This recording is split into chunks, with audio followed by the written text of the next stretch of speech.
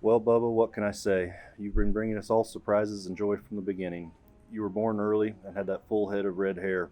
Everyone asked where'd that come from, but you've owned it like a champ.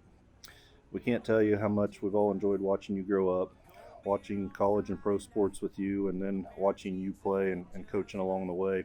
I wouldn't trade those times for anything. Strangely, though, none of us could get you to ride a bike. I think you might have been 12 when you finally figured it out, and at that point, it was a little bit like, what's the point? Thanks for making learning to drive a little easier than that. I'm teaching you to shoot, hunt, and fish, and now watching you enjoy those activities with family and friends are great memories. Kind of like when we were deer hunting one extremely cold opening weekend. And when you told me it was too cold and we needed to head back to the truck, we got out and your feet were so cold you couldn't walk. Sorry about that. That was a rough one. We're very proud of the person you turned out to be. Your witty, sarcastic sense of humor keeps things interesting. You're also a good example to your younger siblings. I remember when your oldest sister was having trouble with someone at school a couple of years back. You casually asked her at dinner if she needed you to rough someone up. That still might be the nicest thing you've ever said to her. Luke, keep being you. We love you. We're proud of you. We all wish you all the best as you head into the world.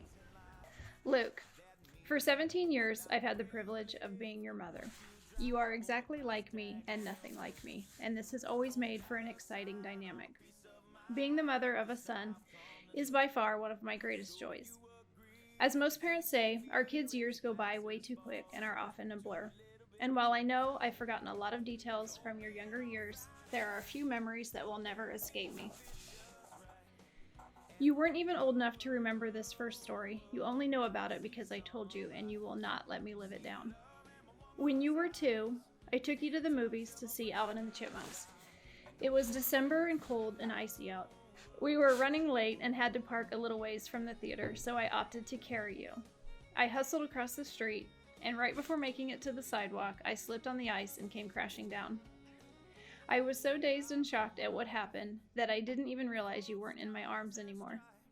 I sat up and looked around and found you lying under a parked car. I fished you out, and you were fine, of course, not a scratch on you. But we were late for the movie, and you cried for the first several minutes. 15 years later, I still get to hear at least once a month, "Hey mom, remember when you threw me under a car?" Some of my favorite memories, and one thing I still like to do with you, is listen to music. You are an old soul when it comes to your music choices, and I love this about you. As a kid, you used to always sing AC/DC's Thunderstruck. It was your absolute favorite song. I also think it's amazing that you know all about 90s music, and I enjoy any chance we get to have our epic singspirations in the car. I know you'll keep making amazing memories because everything about you is amazing. You are my son, but at times you are also my caregiver. You do things for me that I can't do for myself, mainly reaching things off the top shelf. In only a few blinks, my little red-headed baby boy has become a man. Please never forget how much I love you. There will be hard times in this life, and there will be good times. My hope for you is that you will learn from both. Love you, kid.